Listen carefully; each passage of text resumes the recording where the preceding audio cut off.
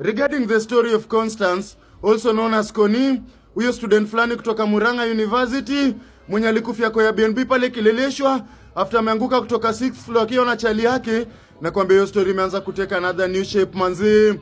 So all along tulishinda tukijua Connie mwenyewe aliendanga kwa window ya kitchen akajiangusha mpaka chini ndio akadedi manzi.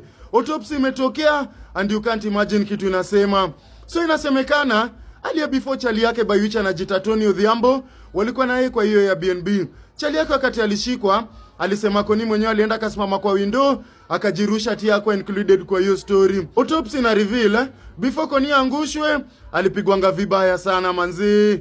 Ilipatikana mkono yake left already ilikuwa imevunjwa, miguu zake zote za chini pia ilikuwa imevunjwa vibaya sana, na kwa mgongo ni kama alikuwa amepigwa na chuma akaumia pia vibaya sana, na hapa kwa kichwa pia alipatikana kuna ma injuries. So that means before you dem anguke huyu Tony Odhiambo alipiganga huyu dem vibaya manzi. Automatically inaonekana vizuri Connie alidedi kwa hiyo room before hadi atupwe bana. Alitupanga already kama amesha dedi walai juu. Enyewe Connie alikufa kifo ya uchungu vibaya sana.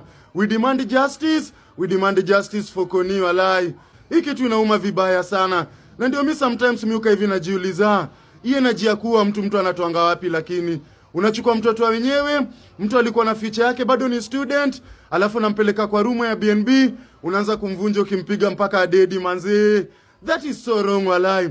Na ndio maana nasemanga wewe hata kama umechezwa, unaona mapenzi yenyewe imekulemea, wachana na huyo mtoto wenyewe yaende walai. Madem ni wengi, machalini wengi, utakutana na ule mmoja tu mwenye mtapendana naye vibaya than kuchukua sheria kwa mkono atunataka kuwa mtoto wenyewe. That is so wrong and that is very very very bad.